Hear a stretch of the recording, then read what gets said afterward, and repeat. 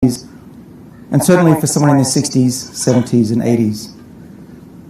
Today we live in a world where reaching the age of 80 or 90, and certainly 100, is an example of disability and suffering and disease. I'm here to tell you that I have no doubt, based on what I have seen in my lab and in companies now emerging around the planet, that soon, certainly within the next decade, that we will start to see changes in what we can achieve in our lifetimes, so that a 70-year-old will no longer have to worry about heart disease and cancer and dementia. An 80-year-old can look forward to beginning a new life, and instead of worrying about the legacy, can think about raising the great-grandkids and contributing to society. And then even somebody in their 90s can look forward to many decades ahead. That future is a certainty. And the longer I live and the more research that I see and the results that are coming out from not just my group of 20 scientists at Harvard, but around the world, tells us that this change in medicine is coming. It's really no longer an if, it's really a question of when. Now, supplementation. I'm asked this question every day. David, what do you take?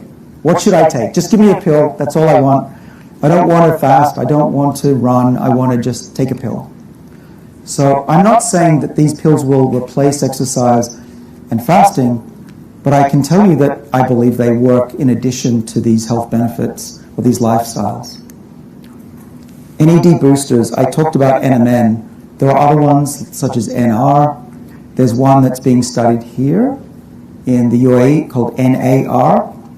My brother is working on this compound in collaboration with the UAE. I take a gram, 1,000 milligrams of NMN every day in the morning. Berberine and metformin are two molecules that either separately or together work to lower blood sugar levels, which, as I mentioned, is very important for longevity. And so I take 1,000 milligrams of metformin most days of the week. This is a drug that you get from doctors for type 2 diabetes, but it's also increasingly thought to protect against other diseases. So resveratrol and physetin are chemical compounds from plants that are stressed. Resveratrol you find in grapes, physetin is found in other plants that are stressed. And so I take usually between half a gram and 1 gram of these chemicals as well in the morning. Spermidine is a very interesting molecule. You can find it in every type of cell, including plants, and you can buy it as a supplement. And it's been shown to extend the lifespan of many different animals, and probably it works by stabilizing the epigenome. Vitamin D3 and K2. These are very important, of course, in places where we avoid the sun or we cannot get enough sunlight. K2 is not very well known. Vitamin K2 will protect your cardiovascular system from calcium deposits and put the calcium into your bones rather than your arteries. And usually those supplements come together in the same pill. So I take that. I make sure my B vitamins are maintained at the right level. I measure them. You don't want too high or too low. And alpha-lipoic acid, I did my PhD on this molecule coincidentally, and it is a molecule that is very good for the energy in cells. And finally, the fish oils, those are very important for inflammation. And it turns out one of these molecules activates SIRT1, and maybe that's why these are good for health.